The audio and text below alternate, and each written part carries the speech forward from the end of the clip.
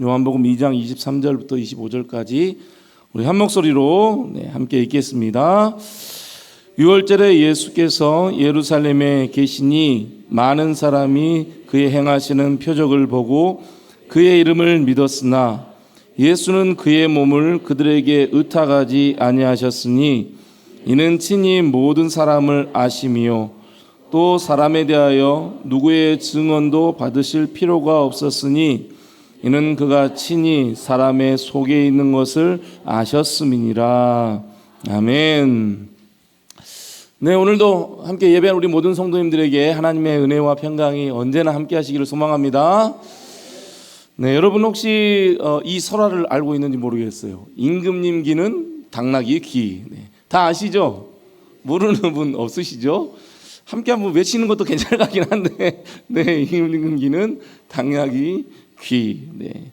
서양에서는 그리스 신화에 나오는 미다스 왕이 당나귀 귀로 또 유명하고, 그리고 우리나라에서는 신라 경문 왕이 당나귀 귀를 이렇게 그림에 나온 것처럼 인물로 이렇게 알려져 있습니다. 설화죠.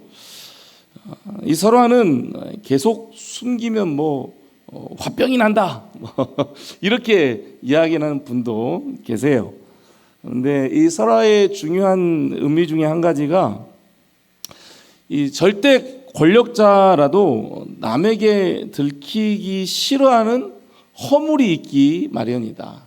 남에게 들키기 싫어하는 허물이 있기 마련이고, 이 허물은 아무리 감추려 해도 결국 어떻게 돼요? 드러나게 되어 있다. 드러날 수밖에 없다라는 점을, 그것을 이제 일깨워주는 그런 설화입니다.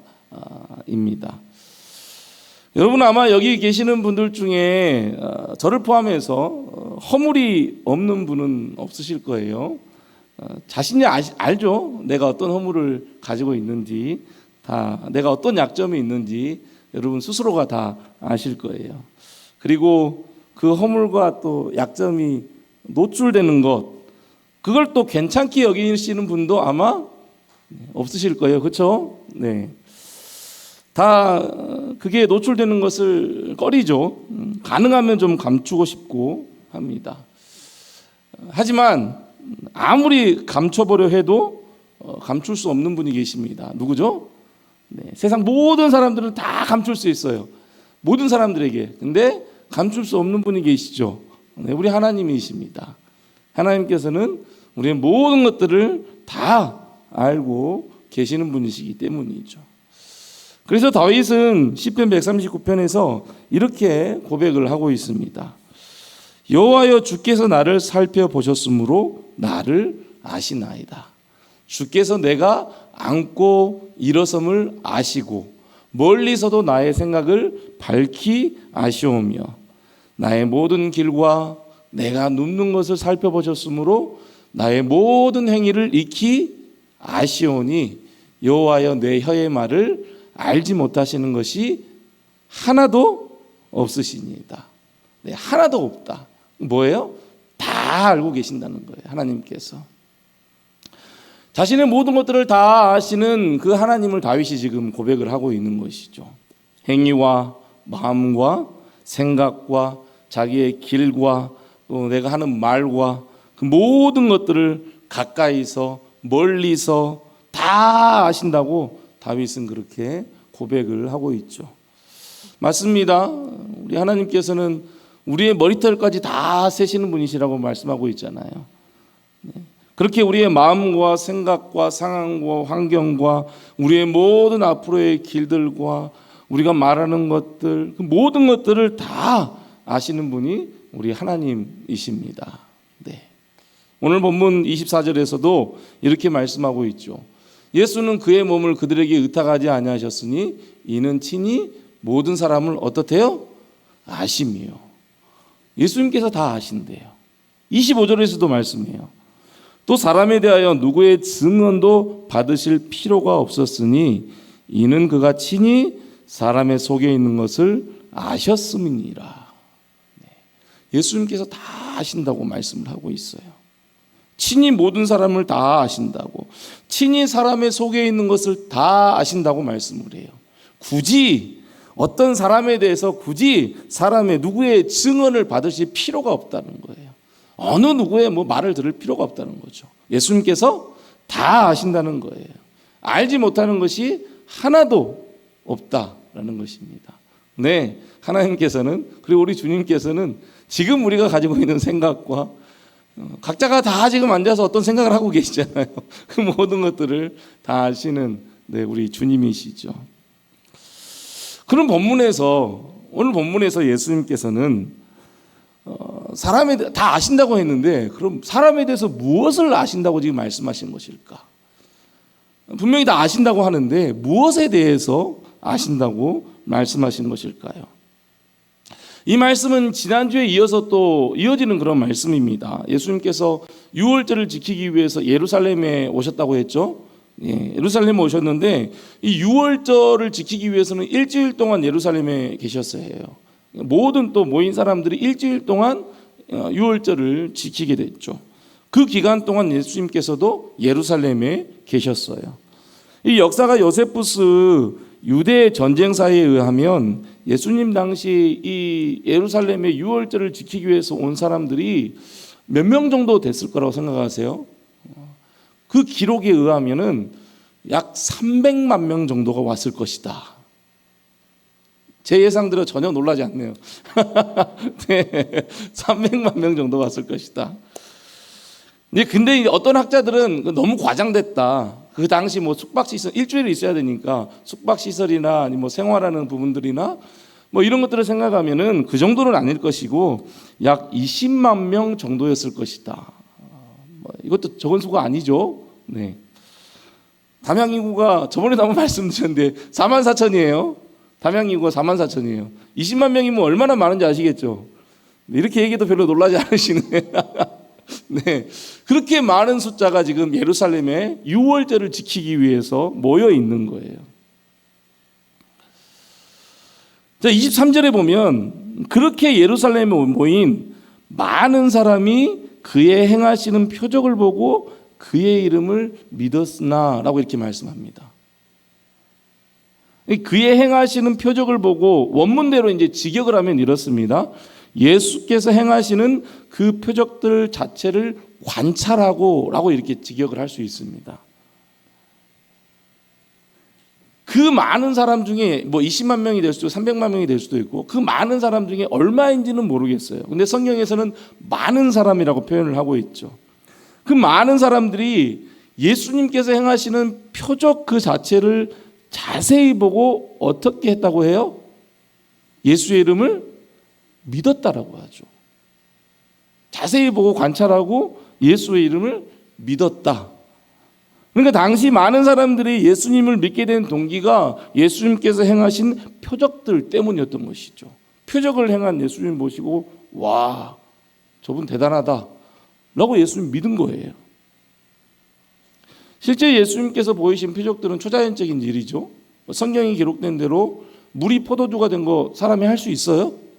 물만 부었는데 그 물이 다시 또 이렇게 잔에 따랐더니 뭐가 됐어요? 포도주가 됐어요. 엄청난 기적이에요. 표적이고 놀라운 일이죠. 초자연적인 일이에요. 그러니까 이러한 예수님의 표적을 유월절을 지키기 위해서 일주일 동안 머물고 있는 그 예루살렘에 온 많은 사람들이 예수님의 이 표적을 본 거예요. 이 표적을 보고 표적 그 자체를 유심히 관찰한 것이죠. 그리고 그 표적 자체로 말미암아 그들이 예수님을 믿게 되었다. 예수님 믿게 된 거예요. 그런데 예수님께서는 이러한 믿음을 가진 무리들에게 자신을 의탁하지 아니하였다라고 말씀하죠. 이게 뭔 말이냐면은 그들을 신뢰하지 않았다는 말이에요. 자기 몸을 의탁하지 않았다. 그들을 그 믿음을 가진 그 사람들을 신뢰하지 않았다라는 거예요. 예수님 믿는다고 하는데 예수님께서는 그들을 신뢰하지 않은 거예요. 믿는다고 하는 그 무리들을 신뢰하지 않은 거예요. 지금 요즘 이렇게 한국교회 전도하기 힘들잖아요. 좀 예수 믿는다고 하면은 두 팔 벌려서 환영해야 되잖아요. 그러지 않아요? 네. 나 예수 믿겠습니다 하면 막, 그래, 오세요. 막, 오세요. 계속 오세요. 막 이렇게 환영해야 되잖아요. 두 팔 벌려 환영해야 돼요. 그게 맞잖아요. 그러면 예수님 시대에는, 예수님 계실 그때에는 예수님 믿는다고 하면 그것이 그렇게 환영할 일이 아니어서 예수님께서 그러셨는가? 그냥 환영할 일이 아니어서 그러셨는가? 아니면 그 믿는다고 하는 사람들을 보니까 예수님 마음에 별로 안 드신 거야. 별로 예수님 마음에 안 들어. 믿는다고 하는 사람들이. 그래서 예수님께서는 그 사람들을 신뢰하지 않은 것인가? 왜 예수님께서는 그러면은 그 믿는다고 하는 사람들에게 자기 몸을 의탁하지 않고 그들을 신뢰하지 않는다라고 이렇게 말씀을 하신 것일까요? 왜 그럴까요? 반복해서 또 한 번 더 24절 25절을 보면요, 이렇게 예수님께서 말씀하시죠. 이는 친히 모든 사람을 아시며. 25절에서도 그가 친히 사람의 속에 있는 것을 아셨음이니라. 그러니까 예수님께서는 그 많은 무리들, 믿는다고 하는 많은 무리들, 그 사람들의 속에 있는 것을 다 아신 거예요. 다른 말로 하면 그들이 예수님의 이름을 믿는다라고 했을 때 그 믿음이 어떤 믿음인지 예수님은 다 아셨던 거예요. 어떤 믿음을 가졌는지 다 아셨던 것이죠. 그래서 예수님께서는 믿는다고 하는 그 사람들을 신뢰하지 않았던 거예요. 믿음. 이제 믿음에 대해서 한번 얘기해 볼까요? 여러분, 믿음이 무엇입니까? 믿음을 우리는 신앙이라고 이야기하잖아요. 그렇죠? 신앙이라고 합니다. 믿음에 대해서 그렇게 다 아실 거라 생각을 하지만, 이 믿음은 사람에 대한 신뢰가 아니라 창조주 하나님에 대한 절대적 신앙을 우리는 믿음이라고 얘기를 하죠. 그래서 이 믿음에 대해서는 신학적으로 4가지 종류로 이렇게 이야기를 하고 있습니다. 어떤 믿음이 있냐면 역사적 믿음, 일시적 믿음, 이적적 믿음, 구원적 믿음, 이렇게 4가지의 믿음이 있어요. 신학적이다라고 이렇게 하니까 조금 어려울 수도 있겠지만 쉽게 한번 하나하나 말씀을 좀 드려보겠습니다. 정말 중요한 거예요. 왜냐하면 우리는 누구를 믿어요? 우리는 누구를 믿기 때문에 지금 이 자리에 있는 거예요? 왜? 하나님, 예수 그리스도를 믿기 때문에 지금 우리가 주일날 와가지고 이 좋은 시간에 여기 앉아가지고 여기서 함께 예배드리고 있잖아요. 믿음이에요. 믿음에 대해서 자세히 알아야 돼요. 자, 좀 쉽게 한번 설명을 해드리겠습니다. 먼저 역사적 믿음이에요. 역사적 믿음. 이 역사적 믿음은 지적으로만 진리를 받아들이는 것을 역사적 믿음이라고 합니다. 지적으로, 지식으로. 그러니까 어떤 지식, 확인된 사실, 이것을 보고 가지게 되는 확신, 이게 이제 역사적 믿음이라고 하는 것이죠. 이러한 믿음의 형태는 온전한 기독교의 믿음의 형태라고 말하기는 어렵습니다. 야고보서 2장 19절에 보면요, 네가 하나님은 한 분이신 줄을 믿느냐? 잘하는도다. 누구도 믿고 떤대요? 귀신들도 믿고 떠느니라. 마귀들도 하나님은 창조주 하나님이시고 구원자 하나님이시라는 것을 알아요, 몰라요? 알아요. 지식적으로 알고 있어요. 귀신들도 믿고 떤다고 하는 거예요. 이 믿음이 뭐예요? 역사적 믿음, 지식을 가진 믿음이에요. 귀신들도 안다는 거예요. 이제 여러분들은 믿음을 한번 생각을 해보세요. 쭉 얘기할 때 이것은 하나의 지식에 불과한 것이죠. 도올 선생도 우리보다 모르겠어요. 저보다 훨씬 더 신학 공부도 했고 엄청난 학자이기 때문에 저보다 더 많은 지식을 가지고 있어요. 성경에 대한 지식도 더 많이 가지고 있을 수도 있어요. 하지만 그게 온전한 믿음이다 아니다? 아니라는 거예요. 자, 두 번째는 일시적 믿음이에요. 일시적 믿음. 이것은 양심의 자극과 감정의 흥분으로 진리를 받아들이는 거예요. 이 믿음은 감정에 좌우되는 거예요. 감정. 그래서 마음에 뭐 어떤 뜨거운 감정이 막 불릴 듯 막 일어나는 거예요. 그러면 내가 믿음이 생겼다. 내가 믿는다. 그런데 어느 정도 시간이 지나고 나면 그 감정이 또 막 사라져요. 그러면 나 믿는 것 같지도 않네. 나는 내 믿음이 없는 것 같아. 내가 천국에나 갈 수 있나? 이렇게 생각하는 거예요. 이게 어떤 믿음이라고요? 일시적 믿음. 뭐에 좌우된다고요? 감정에 좌우되는 믿음이에요. 이게 일시적 믿음이에요. 이것도 온전하고 건강한 믿음이라 말하기는 힘듭니다. 왜냐하면 그 믿음이 뭐에 의해서 치우치기 때문에요? 감정, 자신의 감정에 따라서 그 믿음이 내가 믿음을 가졌다. 내 믿음이 없는 것 같아. 내 감정이 우선이 되기 때문에 그 믿음도 온전한 믿음이 아닌 것이죠.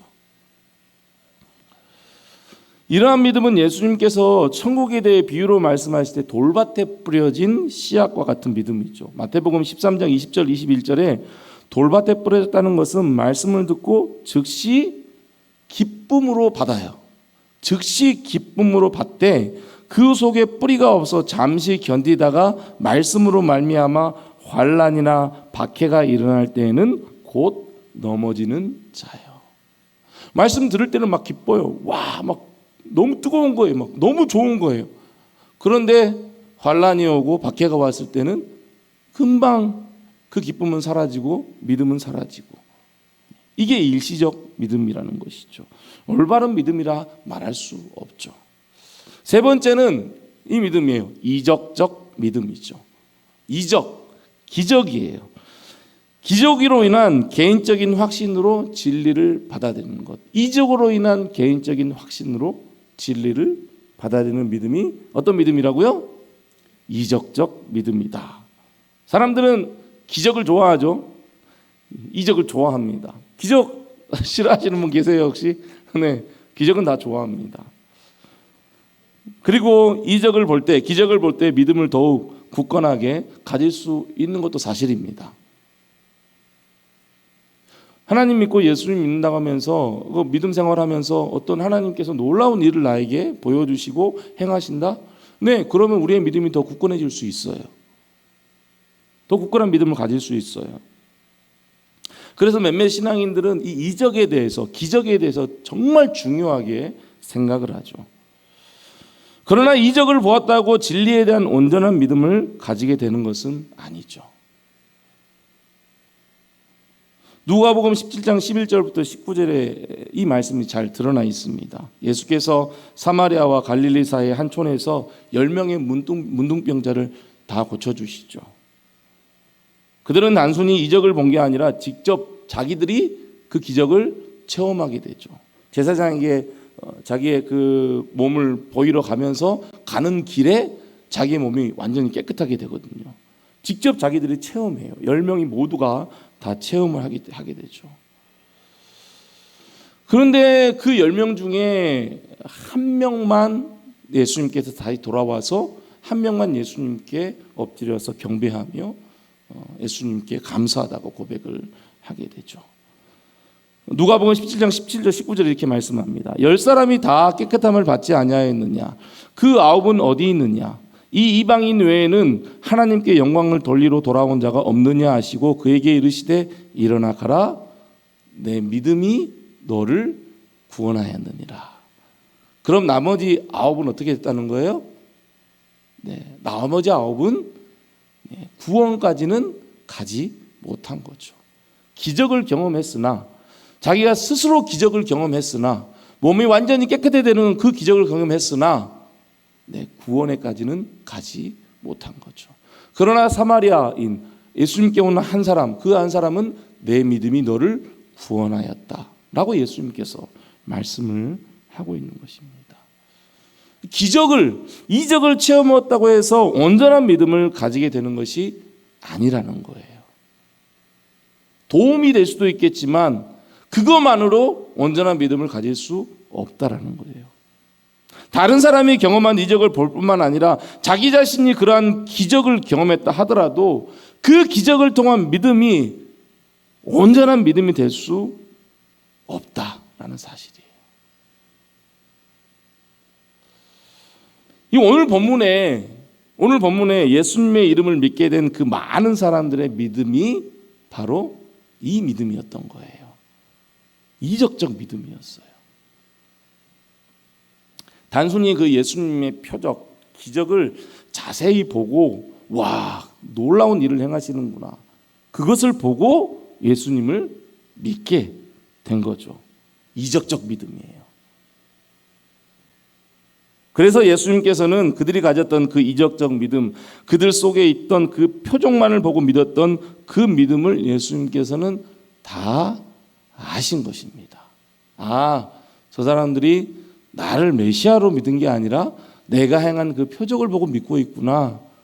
그걸 다 예수님께서는 아신 것이죠. 그래서 예수님께서는 그들을 두 팔 벌려서 환영하지 않으시고 그들을 신뢰하지 않고 그들을 의탁하지 않으신 것입니다. 몇 년 전이죠. 한국기독교총연합회 대표회장이라고 한 분이 있습니다. 그분이 연설 중에 이런 말을 했습니다. 대한민국은 나 중심으로 돌아가게 돼 있다니까요. 왜 그런지 알아요? 나에게 기름 부음이 임했기 때문이야. 그리고 나는 하나님의 보좌를 딱 잡고 살기 때문에 나는 하나님 보좌를 딱 잡고 살아. 나는 하나님의 보좌를 딱 잡고 사는 사람이야. 하나님 꼼짝 마. 하나님 까불면 나한테 죽어. 내가 이렇게 하나님과 친하단 말이야. 하나님과 친해. 나는 하나님 보좌를 딱 잡고 살기 때문에. 여러분 어때요? 앞뒤 문맥을 한번 보면서 한번 들어보세요. 한번 생각해 보세요. 이런 상황에서 하나님 꼼짝마 라는 말이 나왔다면 그래도 좀 이해가 되는데, 와, 하나님 보좌를 붙잡고 있는 사람이야. 하나님과 막 이렇게 1대1로 말하는 사람이야. 와, 그럴 수도 있겠는데. 대단한데? 혹 이런 분이 계실지 모르겠어요. 그런데 실제 그분을 따르는 그 무리들은 실제 그분의 말을 믿고 따릅니다. 정말 하나님께 그렇게 말할 수 있고 또 그렇게 실제 행하는 분이라고 거기 따르는 무리들은 그렇게 믿고 있어요. 그러니까 이제 이분을 따르는 사람들은 자기의 전 재산을 내놓고 따르는 것이죠. 이단의 특징이에요. 이단의 특징이에요. 몇 주 전에 이제 공영방송 TV 프로그램에서 여러 패널들을 모시고 이야기를 나누고 있는데, 이제 이분을 많이 관찰하고 또 연구한 배덕만 신학 교수님께서 이렇게 이제 말씀을 하셨어요. 이분을 따르는 단체는 다양한 사람들로 구성이 되는데 특별히 그 중에 핵심 그룹들이 있습니다. 이들이 누구냐면 오랫동안 그분과 같이 부흥회를 해왔던 사람들이에요. 이분이 부흥회 강사였고, 부흥 강사는 성령과 영적 체험을 중요하게 여기는데, 이분을 추종하는 사람들은 이분을 어디에까지 인정하느냐? 예언자, 선지자라고 규정을 해요. 그 교수님이 연구한 결과 이것을 이제 알게 된 거예요. 거기에 있는 무리들은 이분을 예언자, 선지자라고 생각하는 게 아니라 규정을 한대요. 그래서 이분은 자기가 하나님과 직통 계시를 받았다고 주장을 해요. 지금 하나님이 중국쯤 가 있다. 하나님이 내 말을 하면 듣는다 라고 말하면은 듣는다는 거예요. 믿는다는 거예요, 진짜. 그래서 그분과 함께 온 사람들은 그분이 어떤 말을 한다 해도 그 말을 믿어요. 왜냐하면 그분의 말은 어디서 주워서 들은 말이 아니라 하나님께로부터 온 말이라고 생각하기 때문이에요. 네. 여러분, 이적적 믿음, 어떤 기적이나 표적을 보고 믿는 믿음이 얼마나 위험한 믿음인지 조금 이해가 가신가요? 이게 얼마나 위험한 믿음인지. 정말 위험한 믿음이에요.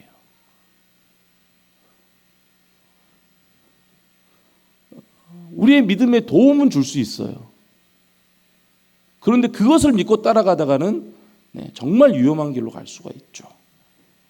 그래서 예수님께서는 표적을 보고 믿는 그 무리들을 신뢰하지 않은 거예요. 신뢰하지 않았어요. 그들을 의탁하지 않은 거예요. 결국 그들은 변할 것이다. 내가 이런 표적과 기적을 행하지 않으면 그들은 변할 것이다. 그 사실을 예수님께서 알고 계셨죠. 실제 그 무리들이 어떻게 해요? 예수님 보면서 저 사람 십자가에 못 박아라. 저 예수 십자가에 못 박아라. 외치던 그 사람들이에요.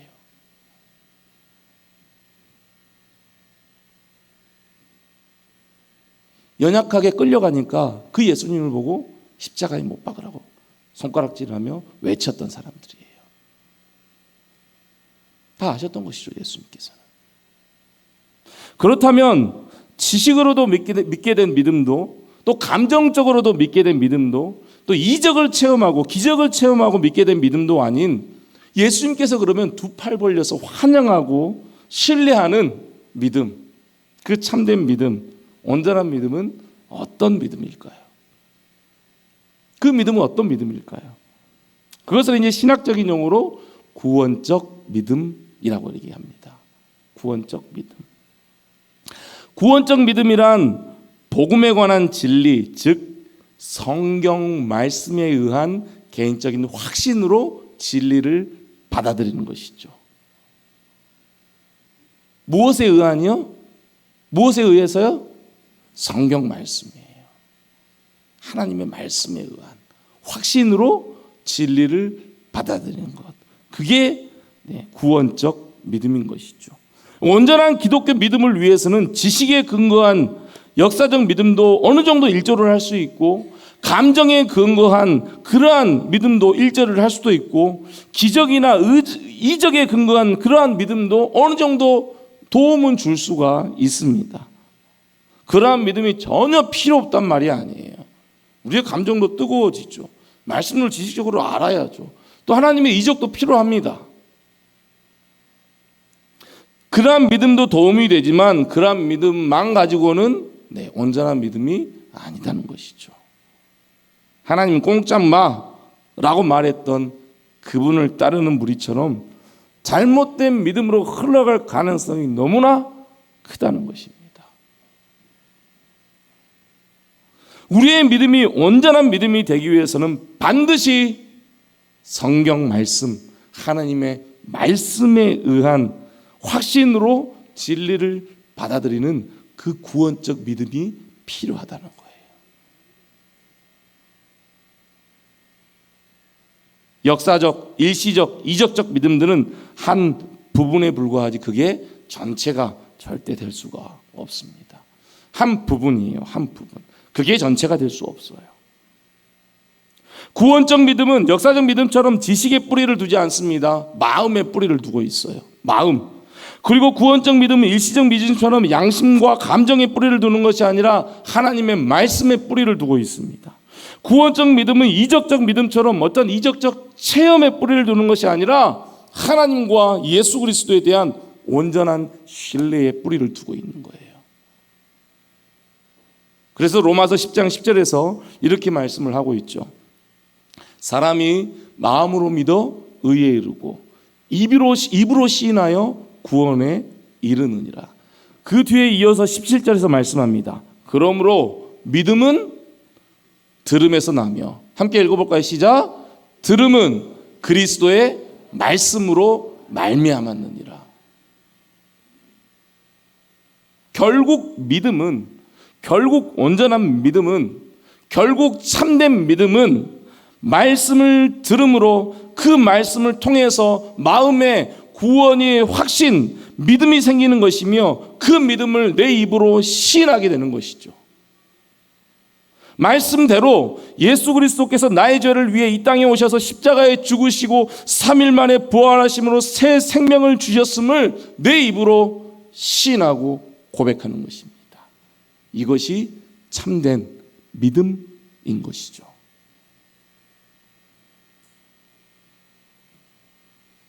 여러분은 지금 어떤 믿음을 가지고 계십니까? 오늘 제가 드렸던 설교도, 이 말씀도 여러분이 그냥 지식으로만 알면은 어떤 믿음이에요? 지식적인 믿음이죠. 여러분은 지금 어떤 믿음을 가지고 계십니까? 예수와 복음, 구원을 여러분의 머리로만, 지식으로만 알고 있습니까? 아니면 아직도 내 마음에 무엇인가 뜨거운 감정이 막 일어나야지만 믿게 되는 그런 감정에 치우치는 믿음을 가지고 계십니까? 아니면 어떤 이적, 반드시 기적, 병고침, 악한 영이 떠나가는 그러한 것과 같은 것을 체험해야지만 내 안에 믿음이 생기는 그런 믿음을 가지고 계십니까? 다시 한번 말씀드리지만 이 모든 것들은 일시적이며 부분적인 것에 불과합니다. 분명 도움은 됩니다. 하지만 참된 구원적 믿음은 하나님의 말씀에, 성경에 기초한 믿음입니다.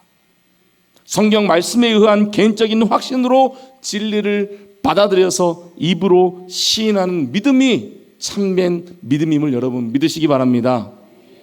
예수님께서는 그 믿음을 달고 계십니다. 우리가 어떤 믿음으로 교회를 나와서 예배드리며 우리가 어떤 믿음으로 신앙생활을 하고 있는지 저는 알 수 없죠.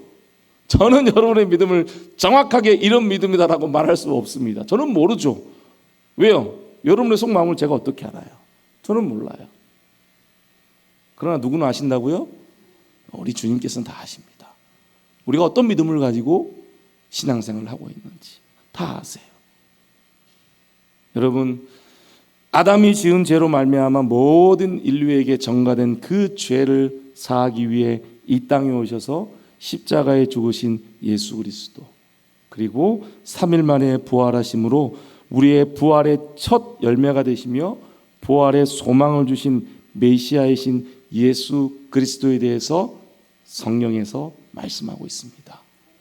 그 성경을 통해서 그 예수 그리스도를 믿는 믿음, 확신을 가진 믿음, 성경 말씀에 기초하여 메시아이신 예수 그리스도를 믿는 참된 구원적 믿음, 그 믿음을 가지고 온전한 신앙생활을 할 수 있는 우리 모든 성도되시기를 주님의 이름으로 축복합니다.